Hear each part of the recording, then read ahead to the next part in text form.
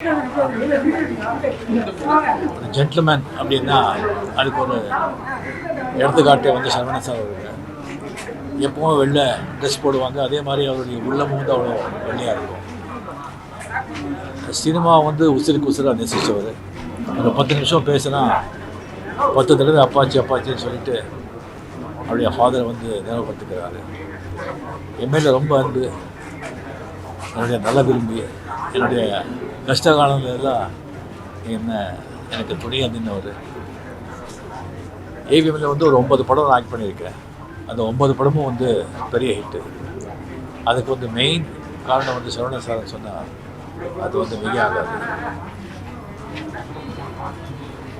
இந்த 80s வந்து முரட்டுக்காடு தமிழில் வந்து மிகப்பெரிய பிரமாண்டமான செலவு எடுத்த படம் 80s.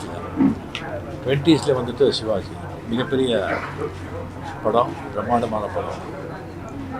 அதே மாதிரி இப்போ 20s வந்து இன்னும் ஒரு பிரம்மாண்டமான படம் எடுக்கணும்னு சொல்லி பேசிகிட்டு இருந்தார்.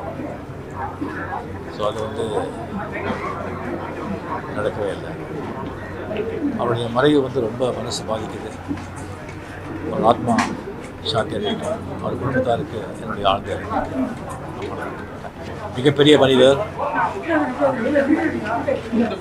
ஒரு ஜென்டில்மேன் அப்படின்னா அதுக்கு ஒரு எடுத்துக்காட்டே வந்து சரவணன் சார் அவர்கள் எப்பவும் வெள்ளை ட்ரெஸ் போடுவாங்க. அதே மாதிரி அவருடைய உள்ளமும் வந்து அவ்வளோ வெள்ளையாக இருக்கும். சினிமா வந்து உசிருக்கு உசிராக நேசித்தவர். ஒரு 10 நிமிஷம் பேசினா 10 தடவை அப்பாச்சி அப்பாச்சின்னு சொல்லிட்டு அவருடைய ஃபாதரை வந்து நினைவுபடுத்திக்கிறாரு. என் மேலே ரொம்ப அன்பு, என்னுடைய நல்ல விரும்பி, என்னுடைய கஷ்ட காலங்களெல்லாம் எனக்கு துணையாக நின்றவர்.